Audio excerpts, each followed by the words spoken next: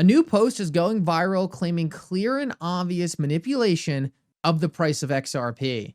In this video, I want to break down that post as well as talk about something that has been a heavy discussion recently, which is, will Chainlink potentially replace XRP?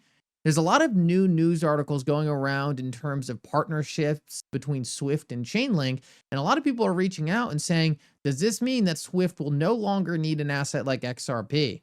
In this video, I want to break that down, so make sure to stick around for this whole thing. Like always, your support means so much to this channel. Thank you so much to everyone who takes the time to like these videos and subscribe to the channel. These two simple things really do help me out so much. Also, if you're new place to buy some XRP, make sure to check out my favorite exchange uphold down in the description of this video. With that said, let's jump right into it, and I hope you guys enjoy the content. I want to start off and talk about the Chainlink news because there is a lot of discussion around this right now, and specifically because of a lot of a viral posts from the Chainlink community, essentially talking about how XRP aimed to replace Swift with 24/7 settlement, but Chainlink is essentially taking their place and doing everything much better. Now, it's really important to realize one very important thing here. One, Swift is really not integrated with any blockchain networks and doing anything in any real production at the moment right now. It's also important to realize that no one is doing anything the way Ripple is using XRP. What Chainlink is really doing is connecting data from all these different banks to one another. That's what the Chainlink network does. It's an Oracle network, right? It connects data. But data is a lot different than settlement. And it's also a lot different than having a neutral counterparty-less asset to facilitate that settlement. It's a totally different product, and it doesn't mean both can't be used at the same time. In fact, the XRP ledger actually uses Chainlink's Oracle network to bring data to the XRP ledger. But the fundamental innovation of blockchain isn't connecting data. What it really is doing is creating a counterparty-less, decentralized, neutral platform in order for multiple different counterparties to settle without needing to trust one another. This is the fundamental innovation that blockchain brought to the world. And the fundamental innovation of XRP itself is a decentralized, neutral, counterparty-less asset. At the end of the day, the Link token is just another issued token. It's something that was created and issued by a centralized entity. This is completely different from something like XRP, which is completely decentralized and has no counterparty. The amount of risk associated with each token is on a completely another level, because one of them you have to trust a counterparty to maintain the issuance and the scalability, security, and production of that token, while the other one is simply a counterparty-less decentralized asset being XRP. Now, these fundamental differences completely change the overall utility and overall long-term build-out of each one of these products. And personally, I think both will be successful. But when you're talking about a neutral, decentralized layer one platform that can infinitely scale to handle really billions of quadrillions of dollars worth of settlement globally, the Chainlink network will never be able to do that because it's simply not what it's looking to take on. It's completely different from what the XRP ledger is doing by having a layer one protocol that is completely open and completely neutral with a counterparty-less asset that serves as liquidity as the engine and the oil of the entire protocol itself. Completely different projects, completely different objectives, and really it's just a lot of bickering over Swift and who Swift is ultimately going to be partnering with. But I think anyone who actually has a more wide view of this technology and a wide view of how things are going to be built out would easily tell you that there's going to be multiple different winners, multiple different protocols, and a lot of different applications of this technology that all sit in different places. But I think the most important thing to take away from this is ultimately the Chainlink token is not critical to the Chainlink protocol in the same way as XRP is critical to the XRP ledger protocol. So if you're just talking from a value perspective of the underlying token, personally, I think XRP's value to what Ripple is doing and to the XRP ledger is inherently critical and a fundamental piece to make this entire thing work. And I just don't see the same thing with the Chainlink token, regardless of how good Chainlink's Oracle network successfully builds out. With that said, though, I want to talk about something real quick that really shows this, and that is the fact, and this vet just posted this on X, that what Ripple is doing is really acquiring critical infrastructure that these different applications are already using to move value. What Ripple is doing is replacing the old legacy intrabank settlement system with the XRP ledger. A couple days ago, Ripple actually acquired Rail, one of the biggest stablecoin movers in the entire world. They move close to 10% of all business stablecoin transactions. And what do you know? Ripple purchased this company because they are already integrated with people like SEPA, Fedwire, ACH, and Swift. What Ripple is doing is really going in and finding the rails that are actually being used, things like Hidden Road, things like Medico, things like Rail, these intra-bank payment systems that have already been adopted as kind of that next layer of settlement, purchasing them and integrating them into the XRP ledger. And I think this is just clear and obvious proof that Chainlink is not going to be the one-stop shop in town and is doing something very different than settlement.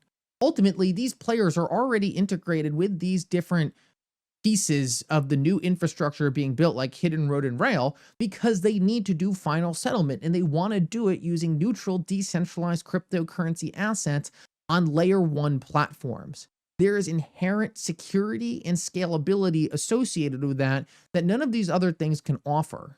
What Ripple is doing is building cryptocurrency infrastructure built natively into the XRP ledger because it's the fastest, cheapest, easiest way to settle these transactions on a global scale. So just when people put out posts claiming that all these different things are all going to run through one single protocol, just understand that's not the way the real world works. And if anyone has been 10 years ahead of the game, understanding what these banks want to do, what these institutions are moving to, and what this next generation settlement platform is going to look like, no one is further ahead than Ripple with the XRP ledger. They see the XRP ledger as a decentralized clearinghouse to clear all the world's transactions. And the only competition I really even see for something like that is coming from Ethereum. And I don't think I have to convince a lot of you on Ethereum versus the XRP ledger. I just think Ethereum made a lot of wrong decisions in the early days that are going to make it very hard for it to compete on the level that Ripple and XRP are already competing on.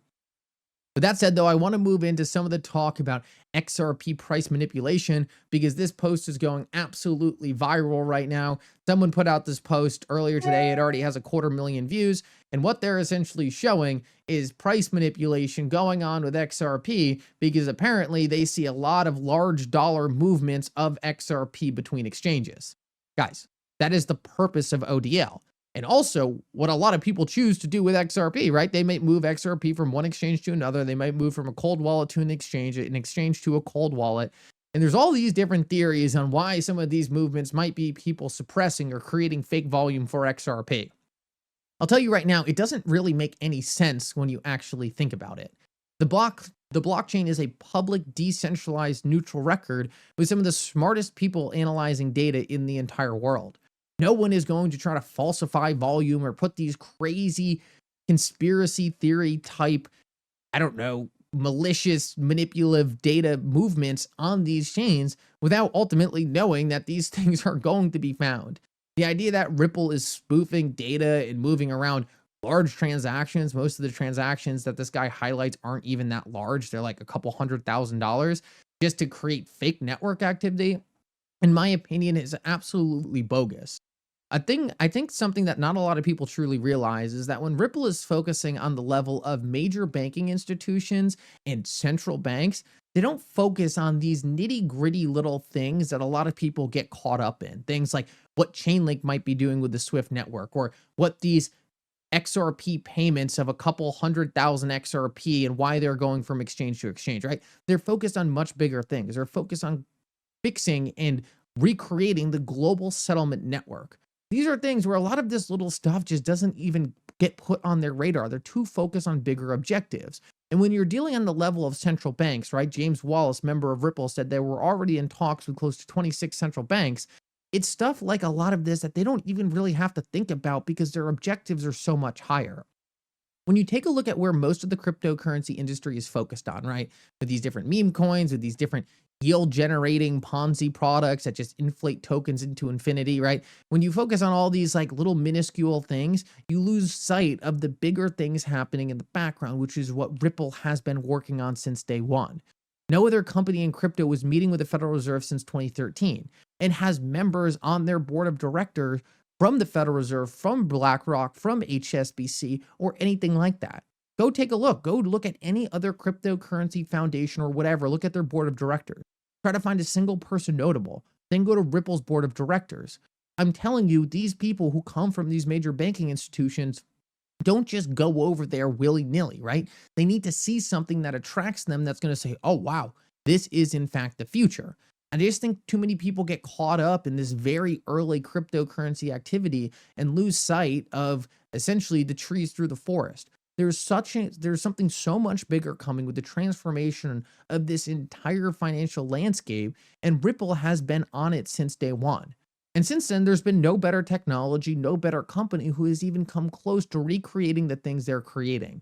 Yes, other solutions are going to exist and provide data intra-bank, like Chainlink, but it doesn't change the fundamental use case of having a decentralized, hyper-liquid, efficient, fast layer one that can settle and move all the world's value. This is where XRP differentiates itself from everything else out there. And every single day I see new things of these minor things where people see XRP moving and say, oh, it's manipulation. Oh, maybe this is happening. Guys, it's important to sit back and realize is what we're watching is a recreation of the entire financial system. And if you don't zoom back and understand the magnitude of that change, it's very easy to get lost in things that just straight up don't matter. What Ripple is doing every single day is putting them light years the rest of the industry, and I don't think that's going to change anytime soon. Thank you so much for coming. I hope you enjoyed this update, and for now, Mickle out.